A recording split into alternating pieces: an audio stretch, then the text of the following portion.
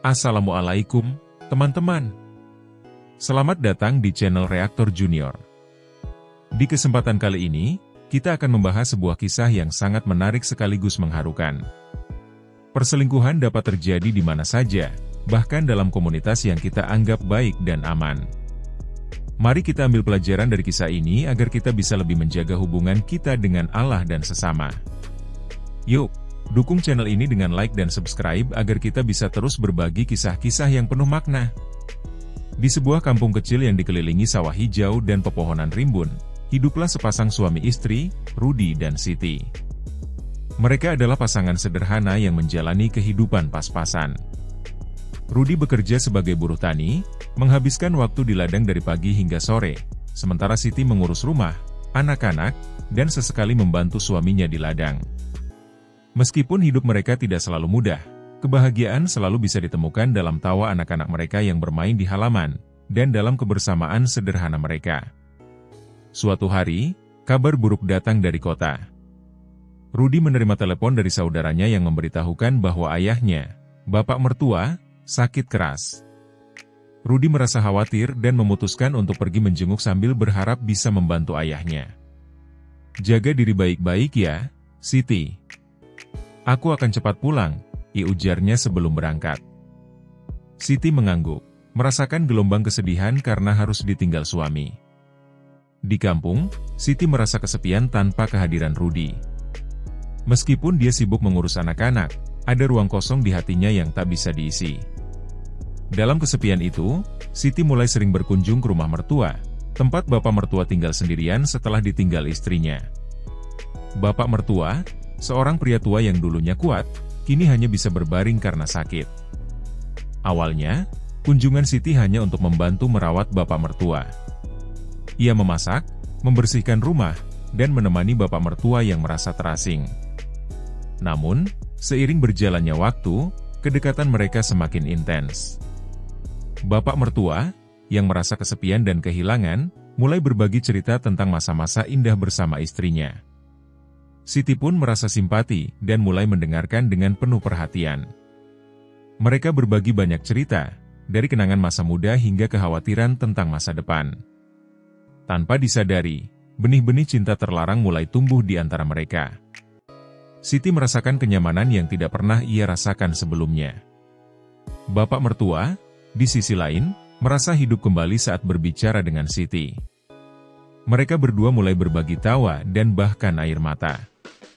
Suatu malam, saat mereka sedang duduk di beranda sambil menonton bintang, bapak mertua menggenggam tangan Siti. "Aku merasa sepi tanpa istri, dan kehadiranmu membawa kembali sedikit kebahagiaan," ujarnya dengan nada penuh harap. Siti merasakan denyut jantungnya meningkat. Ia tahu ini salah, tapi perasaannya sulit untuk dibendung. Kedekatan ini semakin sulit untuk dihindari. Siti, yang awalnya hanya ingin membantu, mulai merasakan ketertarikan yang lebih dalam. Bapak mertua pun merasakan hal yang sama. Pada suatu sore, saat mereka sedang berada di ladang, bapak mertua menceritakan kisah cinta masa mudanya dengan istri yang telah tiada. "Dia adalah segalanya bagiku, dan aku merasa tidak ada yang bisa menggantikan tempatnya," ungkapnya dengan suara penuh kerinduan. Siti pun terharu mendengar cerita itu. "Tapi aku percaya, cinta itu bisa datang dalam berbagai bentuk," ujarnya. Mereka berdua saling menatap, dan dalam sekejap, mereka tahu bahwa perasaan itu telah melampaui batas.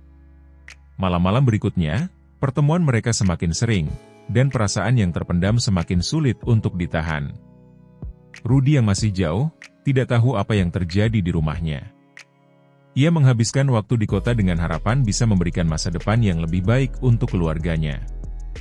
Namun, Siti dan bapak mertua semakin terjerat dalam perasaan yang tidak seharusnya ada. Rudy pulang ke kampung dengan harapan baru. Ia mendapatkan pekerjaan baru yang lebih baik dan ingin berbagi berita bahagia itu dengan Siti. Saat Rudy pulang, suasana di rumah terlihat berbeda. Siti terlihat lebih sering melamun, dan bapak mertua tampak canggung ketika Rudy ada di rumah. Rudy merasa ada yang aneh, tetapi ia mencoba menahan perasaannya. Suatu sore, tanpa sengaja, Rudy melihat Siti dan bapak mertua berbincang dengan akrab di halaman. Rudy merasakan sesuatu yang tidak beres. Ia berusaha berpikir positif, tetapi kecurigaannya semakin besar. Malam itu, Rudy memutuskan untuk mencari tahu lebih lanjut. Setelah berhari-hari mengawasi, Rudy akhirnya menemukan pesan-pesan antara Siti dan bapak mertua di ponsel Siti. Rudy merasa dikhianati oleh orang yang paling ia cintai dan orang yang seharusnya ia hormati. Hatinya hancur. Semua rasa sakit dan kekecewaan itu menjadikan Rudy semakin terpuruk. Ia tidak bisa mempercayai apa yang dilihatnya. Dengan penuh keberanian, Rudy memutuskan untuk menghadapi Siti. "Siti, ada apa denganmu? Aku merasa kamu berubah," ditanyanya dengan nada sedih. Siti terdiam, tidak tahu harus bagaimana. Rudy melanjutkan, "Ya, aku menemukan pesan-pesan di ponselmu. Apa ini semua benar?" Siti merasa terjebak. Ia tahu ia harus mengaku, tetapi bagaimana bisa ia mengungkapkan semua ini tanpa menyakiti hati Rudy? "Rudy, aku tidak tahu bagaimana menjelaskan ini," jawabnya dengan suara bergetar. Rudy menatapnya dengan penuh harap, berharap Siti akan memberikan penjelasan yang masuk akal. Dengan air mata di pipinya, Siti akhirnya mengakui semuanya. "Aku merasa kesepian setelah kamu pergi. Bapak mertua, dia juga kesepian. Kami hanya berbagi cerita, tetapi entah bagaimana perasaan itu tumbuh," jelasnya. Rudy merasa hatinya hancur berkeping-keping. "Jadi, kamu lebih memilih bapak mertua daripada aku?" tanyanya penuh kesedihan. Siti tidak bisa menjawab. Ia merasa bersalah, tetapi cinta terlarang itu sudah terlanjur terjadi. Rudy pun merasa kehilangan tidak hanya istri, tetapi juga keluarganya. Kesedihan dan kemarahan bercampur aduk di dalam hatinya. Setelah perdebatan panjang, Rudy memutuskan untuk pergi, meninggalkan Siti dan bapak mertua dalam kebisuan yang menyakitkan. Hari-hari berlalu, dan Rudy memilih untuk pergi bekerja di kota, jauh dari kampung dan kenangan pahit yang menghantuinya. Siti merasa hancur, menyadari bahwa ia telah menghancurkan rumah tangganya dengan tindakan yang tidak bisa dibenarkan. Sementara itu, bapak mertua merasa bersalah, menyadari bahwa ia telah mengambil sesuatu yang sangat berharga dari anaknya. Di tengah kesedihan itu, Siti berusaha mencari cara untuk memperbaiki kesalahannya. Ia mulai menulis surat kepada Rudy, menjelaskan betapa menyesalnya ia atas semua yang terjadi. "Aku tahu aku telah menyakiti hatimu, Rudy. Aku hanya ingin kamu tahu, aku mencintaimu dan akan selalu mencintaimu," ditulisnya dengan harapan suatu hari nanti Rudy mau memaafkannya. Setelah berbulan-bulan terpisah, Rudy menerima surat itu. Dengan hati yang berat, ia membaca setiap kata yang ditulis Siti.